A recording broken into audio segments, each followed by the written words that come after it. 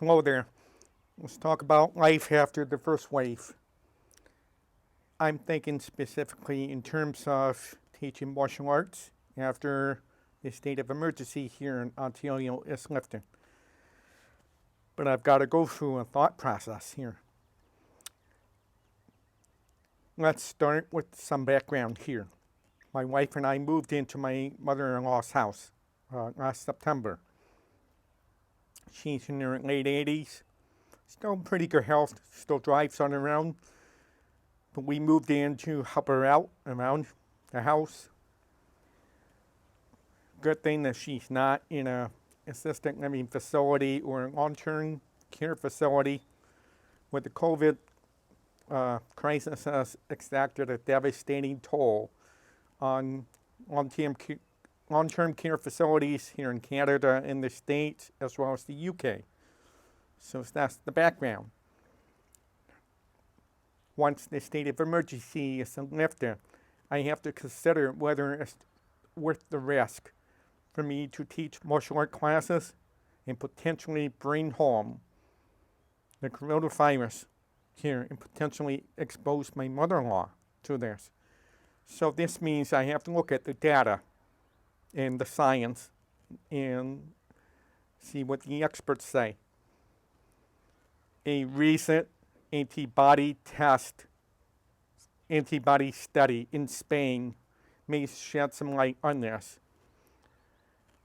70,000 people were chosen at random in Spain, and their blood was drawn to assess how much of the Spanish population was exposed or infected with the coronavirus. The preliminary results of the study is that only 5% of the Spanish population was infected with the coronavirus.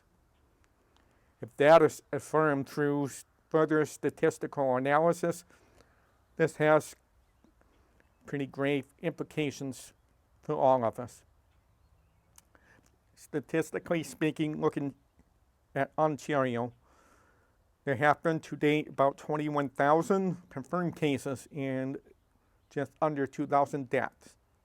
And this province has a population of 11 million people. Now, most experts have said you should multiply the confirmed cases by 10 to get a true number of people infected with coronavirus. So in this case, it would be 20,000 times 10, 200,000. Okay. 200,000 in a province of 11 million, that's not really a significantly large percentage of the population. So this means that herd immunity hasn't been reached. Most scientists define herd immunity as at least 60% of the population. Of course, the higher the percentage, the better it is. The more silent the herd immunity is.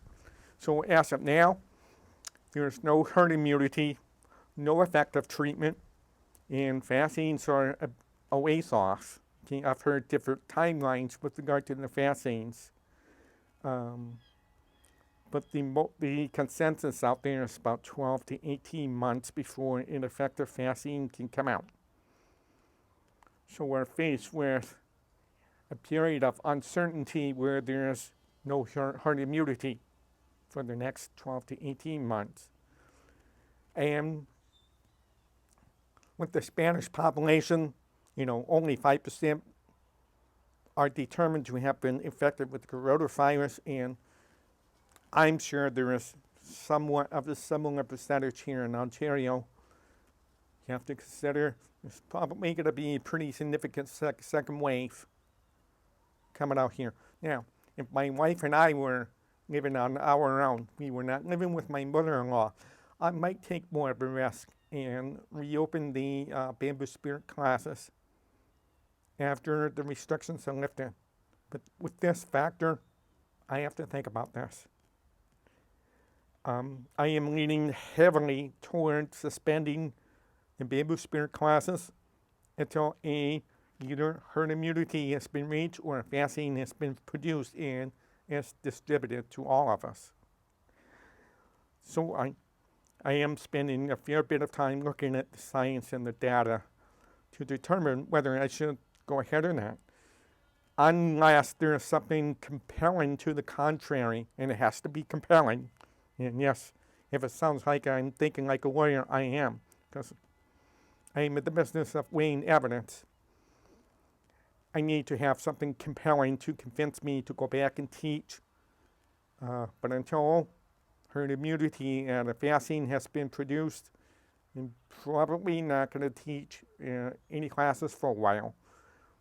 We'll see, because we are still quite early in this pandemic. It's only 5 or 6 months into this. So we'll see. A lot of things going on in my head these days, but right now my focus is, when do I go back to classes? When can I go back to classes? And the data, as it now says, not for another 12 or 18 months. If I see something compelling that would change my mind, I'll let you know. I'll keep you posted. So those are my coffee talk thoughts for the day. Life after the first wave. Feel free to put comments in the comment boxes below. Let me hear from you. Thanks for stopping by and listening to me ramble about this. And please enjoy a cup of coffee. Have a good day. Thank you.